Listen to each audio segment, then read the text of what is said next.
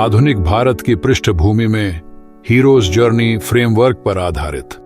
मध्य प्रदेश के एक छोटे से गांव बरखेड़ा में रहने वाला आदित्य एक किसान का बेटा था। उसके पिता श्रीकांत एक मेहनती लेकिन बेहद गरीब किसान थे। परिवार की आमदनी का एकमात्र साधन खेती थी और वह भी बारिश पर निर्भर। श्रीकांत ने हमेशा अपने बेटे से एक ही बात कही थी, बेटा, हालात कितने भी बुरे क्यों न हों, कभी हार मत मानना, हम मिट्टी से जुड़कर ही ऊपर उठ सकते हैं। आदित्य स्कूल में अच्छा था, लेकिन शहर के बच्चों की तरह महंगे कोचिंग या स्मार्टफोन उसके पास नहीं थे।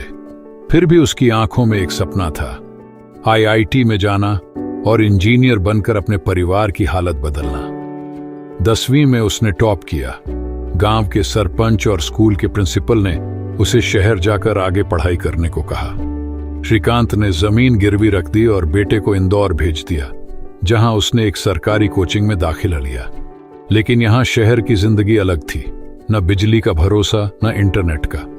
कोचिंग में सब हाई फाई बच्चे थे, लैपटॉप, स्मार्टफोन, अंग्रेजी बोलचाल।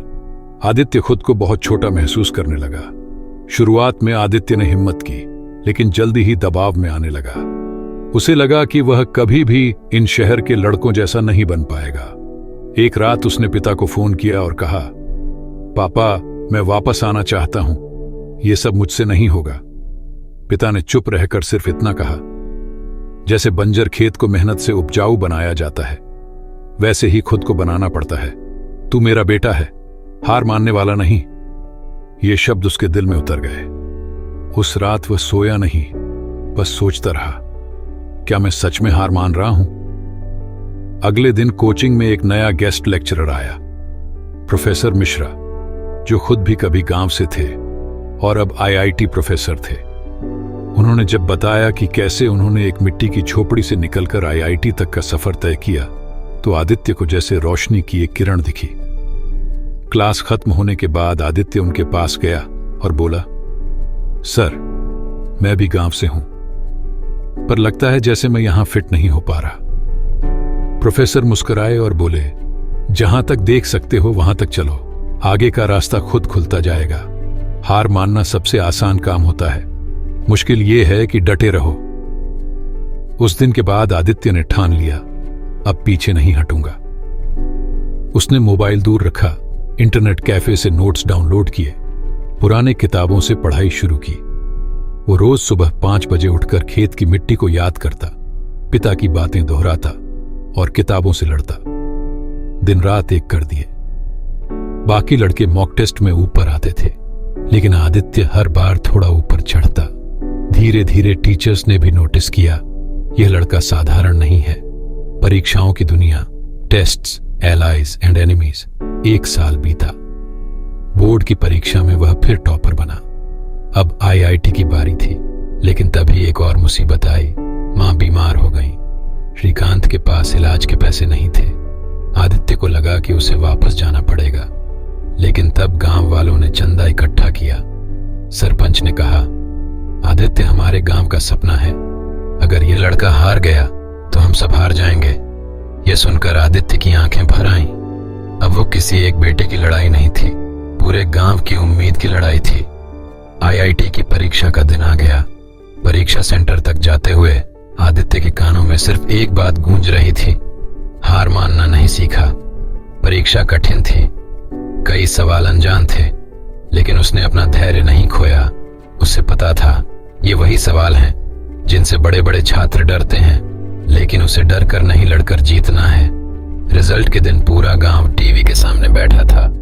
सबकी नजरें बस एक ही नाम खोज रही थी, आदित्य श्रीकांत वर्मा। और फिर एयर 492, आदित्य श्रीकांत वर्मा, AIT बॉम्बे।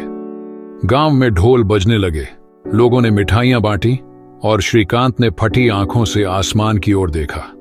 मिट्टी ने फिर कमाल कर दिखाया। आदित्य का सपना पूरा हुआ, उसे स्कॉलरशिप मिली और अब वह इंजीनियर बनने की ओर बढ़ चला। पर वह रुका नहीं।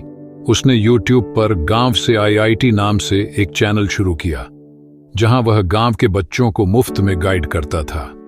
उसने गांव में एक फ्री डिजिटल क्लासरूम बनवाया, जहां हजारों बच्चों को पढ़ाई का नया रास्ता मिला। 4 साल बाद जब आदित्य इंजीनियर बनकर गांव लौटा तो पिता ने कहा, आज मेरी मेहनत सफल हुई, लेकिन असली मेहनत तो तेरी थी।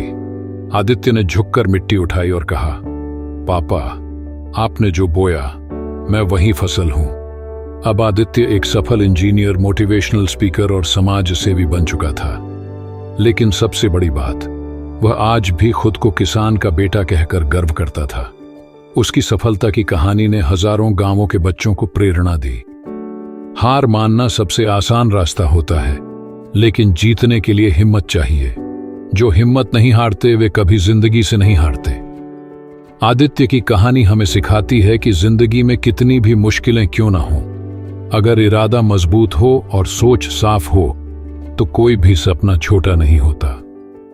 अगर आदित्य की तरह आपने भी हार मानने से इनकार कर दिया है तो यकीन मानिए, मंजिल एक दिन आपके कदम चूमेगी। क्योंकि हार मानना नहीं सीखा तो जिंदगी जीत आपकी होगी। धन्यवाद।